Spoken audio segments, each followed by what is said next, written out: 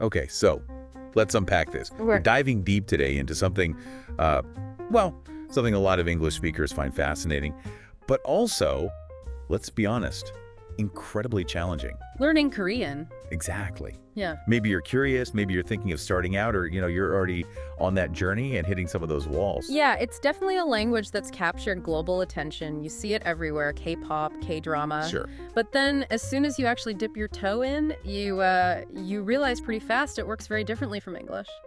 And that's the crux of it, isn't it? That's where the challenge really kicks in for us as English speakers. Yeah. So to really understand why it's tough and where the common pitfalls are, we've pulled together some pretty significant research. Yeah, including data from huge studies like the Korean learner corpus. Right, that one's massive. Millions of words, learners from over 100 countries. It gives us incredibly detailed data, really pinpoints where English speakers specifically tend to struggle. And that's so valuable because it's not just, someone's opinion. No, it's systematic. You see the patterns. So our mission really with this deep dive is to use that data to give you a clearer picture. Okay. Highlight the toughest spots, maybe why they trip people up, and potentially offer some clues, some strategies to tackle them more effectively. Maybe, hopefully, with fewer headaches. Fewer moments of banging your head against the wall. Hopefully. All right, let's jump right in then. Looking at that data, all those learner errors, what pops up? What's the absolute number one hurdle? Oh, without a doubt. Across everything, grammar, vocab, pronunciation, it's the particle system. Particles, okay. The data is just incredibly clear on this. Errors involving particles. They account for, wait for it, 64% of all grammatical mistakes English speakers make. Wow, 64%. 64. That single statistic, it tells you almost everything you need to know about how dominant this issue is. It really does. And it's not just for beginners, I assume. This sticks around. Exactly. It follows learners right up into advanced levels. It's a classic area for what we call fossilization. Meaning the errors just get stuck. Yeah, they become ingrained, really resistant to correction. That learner corpus analysis, they looked at over 3,000 specific particle errors. Okay. And they found three main types. The biggest group, almost half, 49%, are substitution errors. Using the wrong particle. Right. Then you've got omission, just leaving the particle out completely. That's about a third, 33%. Right. And that omission, especially in casual speech, is often called the single biggest factor in particle mistakes. Interesting. And finally, you have addition errors, around 18%. Sometimes learners overcompensate. They add particles where they aren't actually needed. Hypercorrection. So yeah, missing them, picking the wrong one, or even just throwing in too many. It's a minefield. And the research points to specific culprits, Yep. right? Particular particles causing the most trouble. Oh, absolutely. The four horsemen, if you will. You've got the subject markers, the object markers, the topic markers. Ah, the famous one? Yes. And the locative markers, chains. Yeah, just those four groups. Yeah. They make up over 64% of all the particle errors we see from English speakers. Okay, that 64% makes perfect sense now. It's concentrated right there. But why? Why are they so hard? On the surface, they seem like they should map onto English prepositions, shouldn't they? Like to, from, at. And that's the trap. That's the core issue right there. They function really differently. Okay. The Korean particle system isn't just about simple location or grammatical role like our prepositions often are. It's deeply, deeply tied into discourse context. Discourse context. Like the flow of conversation, what's already been said, what you're emphasizing, information structure, pragmatic, meaning the subtle intention behind your words. Wow. English often handles that stuff through word order, or maybe intonation, sometimes prepositions, sure, but we don't have a whole grammatical system dedicated to it in the same way. There's no direct equivalent system we can just map onto from English. So you really can't just learn this particle equals this preposition. No, absolutely not. You have to understand the deeper function, the nuance, the context it adds. Precisely. And the classic example, the one everyone struggles with, is low versus grease. Right. Topic versus subject marker. Kind of. But deciding which one to use, It's not just about finding the grammatical subject, not at all. It really depends heavily on that information structure idea. Okay. Like, is the subject something the listener already knows about? Is it given information? Or is it brand new information you're introducing? Wow. Or maybe you're establishing a broad topic with low, something you want to discuss, and then you use dries for specific comments about that topic. So you're constantly judging the flow of information between you and the listener. Yes, you have to process all these layers simultaneously. Grammatical role, context, pragmatics, what's new, what's old, what's the main point. It's incredibly demanding mentally when you don't have that intuitive feel for it. Which makes sense why the research says accuracy kind of plateaus, right? Right. Even for advanced learners, it might only get to like 80, 85%. Exactly. That fossilization we talked about, it really suggests these aren't just careless slip-ups. Oh. They reflect a fundamental difference in how Korean and English package information, how the languages structure thought, almost. And that really highlights the L1 influence, doesn't it? Yeah, Our native English gets in the way because it just doesn't have this category. precisely. We lack an equivalent system to transfer. Unlike, say, Japanese speakers learning Korean curry.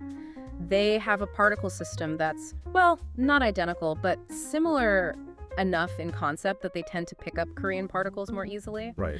For us, our working memory is just constantly overloaded trying to juggle these nuances because there's no automatic mapping from English. Fascinating. Okay, so beyond Mount Particle, where else do English speakers consistently, stumble? What's the next big challenge? Pronunciation is definitely up there. A whole mountain range, maybe? Achieving native-like pronunciation, or even just clear, intelligible pronunciation, is a really significant hurdle. And what specifically? Well, one of the really tricky bits is the Korean three-way consonant contrast. Ah, yes. The tense, lax, and aspirated sound. Exactly, like the different types of P or K or T sounds. Right. Help me break that down simply. In English, we often distinguish sounds like P and B based on voicing, right? Whether our vocal cords vibrate. How does Korean do it differently?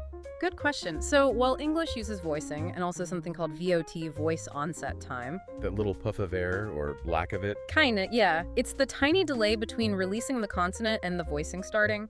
Korean uses different primary cues. Okay. It relies more on subtle things like the degree of muscular tension in your mouth when you make the sound. Tension. Yeah, and the amount of aspiration, that puff of air you mentioned, and sometimes even slight differences in pitch at the start of the syllable following the consonant. So basically, our English-trained ears and mouths are listening for and producing cues like voicing and VOT. Right. But Korean relies on cues like tension and aspiration and pitch contours that we aren't really attuned to perceive accurately or practiced at producing reliably. That's it, exactly. And studies back this up. They show English speakers are only about, say, 79% accurate in even perceiving these Korean consonant distinctions. Compared to native speakers who are over 90%. Right. And it's not just the three-way contrast. Other sounds are tough, too. The difference between the Korean R and L sounds. English speakers show error rates around 70% there. Wow, that high. Yep. Even certain vowels can be tricky, like distinguishing the two different Korean E sounds. And I guess it's not just the individual sounds in isolation, but the whole rhythm and melody of the language too. Oh, absolutely. That's huge. Korean is what linguists call a syllable-timed language. Meaning each syllable gets roughly equal time. More or less, yeah. Think of it like a steady beat. Dum-dum-dum-dum. Oh. English, on the other hand, is stress-timed. Certain syllables get emphasized, they get the main beat, and the ones in between get kind of squeezed or rushed. Da-da-da-da-da-da. Right, I can hear that difference. So shifting from our native English stress-timed rhythm to that Korean syllable-timed rhythm is really difficult. Learners often, quite unconsciously, carry over their English prosody, their intonation patterns. And that affects how natural they sound. Definitely. It can significantly impact how natural or even how easy to understand you are, even if your grammar and individual sounds are pretty good. Okay, so we've hit particles hard and now pronunciation. What about other classic grammar areas, like verb conjugations or sentence structure? Are those big sources of errors too? Well, yes and no. Verb conjugation and tense errors, they're the second largest category of grammatical mistakes overall. Okay, second place. But they're much, much less frequent than the particle errors, like way less. Got it. So particles are still king. By a long shot. What's interesting with verbs, though, is that learners sometimes still make errors, even on really common, high-frequency, predictable verb forms. Huh. Just slips, maybe? Could be. Word order also causes problems, which is probably not surprising. Because it's different from English. Right. English speakers naturally want to impose that subject-verb-object order, the SVO we're used to. But Korean is SOV, subject-object-verb. Exactly. So trying to stick the verb in the middle instead of saving it for the end of the clause is a really common slip-up. Makes sense. And then, yeah, more complex sentence structures definitely pose challenges. Things like embedding clauses within other clauses or using those special verb endings, converbal forms, to link clauses together smoothly. Right, those connectors. They function quite differently from how English uses and, but, because, or relative pronouns like who or which. So it's a different way of building complex thoughts. It is. And of course, we can't forget the honorific system. Oh, politeness levels, yes. Yeah, that's a huge hurdle. Not just grammatically, like choosing the right verb endings or special nouns. Which is hard enough. Right. But also, pragmatically, you have to navigate the social context, the relationship, the age, the status, power dynamics, all in real-time conversation. It's a lot to manage. Which actually brings us nicely to those pragmatic and cultural challenges you mentioned earlier. Yeah. How does the research look at those? Are they separate from grammar? That's a really fascinating area because pragmatic errors or cultural missteps in communication, they can actually be even more persistent, even harder to shake off than grammatical errors. Yeah. More persistent than particles. Often, yes. And it creates this kind of paradox. You can have a learner who has, near perfect grammar on paper, but they still sound unnatural or maybe even unintentionally blunt or impolite because they haven't quite grasped the cultural nuances of how to say things. So nailing the grammar doesn't automatically mean you can communicate effectively in a culturally appropriate way. Not at all. For instance, there's research, quantitative analysis, looking at workplace communication. It shows how power relations heavily influence how Koreans formulate requests. Okay. English speakers, often coming from a culture where directness is more the norm, might just transfer that direct style. And it doesn't land right. Exactly. It can lead to pragmatic failure. Another study found Korean speakers are like 2.2 times more likely to use indirect communication strategies than Americans in certain situations. Wow. Twice as likely. Yeah. And you see differences even in really basic interactions, like how you respond to questions. How so? Well, the common Korean response, "네," Which usually means yes. right. But it's often used in contexts that kind of violate English conversational rules or expectations. For example, if someone asks a negative question like, "You didn't eat breakfast, did you?" Okay. A Korean speaker might say "네," meaning, "Yes, that's correct, I didn't eat." Whereas an English speaker hearing yes would think they did eat. We'd expect, no, I didn't. Exactly. So that causes confusion. Or even a simple question like, "Did you eat breakfast?" In Korean, that might function more as a politeness ritual, like saying, "How are you?" Ah, not necessarily a literal request for information about your meal. Right. And if you respond too literally, too informationally, from an English perspective, it can sometimes feel a little off. Minor misunderstandings, but they add up. So, okay, putting this all together, learning Korean as an English speaker, it sounds like it's way more than just memorizing vocabularies and basic grammar charts. Oh, much more. You're really grappling with fundamental differences in how the language encodes concepts, grammatical function, information structure, sound production, even social hierarchy and politeness. It's all baked in differently. It truly is. And the fact that these errors, especially with particles and pronunciation, stick around even for advanced learners. It really challenges that simple idea of language learning as just a straight line from beginner to advanced. It's not just about adding more complex grammar rules on top. No, it seems to be much more about deeply integrating all these different levels, grammatical, phonological, pragmatic, contextual, getting them all working together. This is where the research actually gives us some hope, right? Some practical guidance by pinpointing these specific challenges. Absolutely. That's the upside of having all this detailed data from things like the learner corpus. It's incredibly useful for teachers, curriculum designers, and for you, the learner. How so? Well, for example, it shows that something like over 61% of the total frequency of errors falls into just the top 5 error categories. Okay, the biggest hitters. Right. You've got particle errors, number 1, then pronunciation of R and L, then vowel system errors, consonant cluster issues, and substituting sounds for English, eek. So knowing where the biggest problems consistently lie, that means you can focus your effort, right? Precisely. It suggests that focusing teaching and learning efforts really intensely on those specific high-frequency, high-persistence error areas could give you the biggest bang for your buck, the biggest improvement overall. Be much more efficient than just trying to learn everything equally. Exactly. And recent research really backs this up. It emphasizes the need for explicit, targeted, sustained instruction on these tricky areas. So you can't just assume learners will naturally pick up particles or perfect their pronunciation just through exposure over time. The evidence suggests that that's not the most effective path for many learners, especially for these fossilized error types.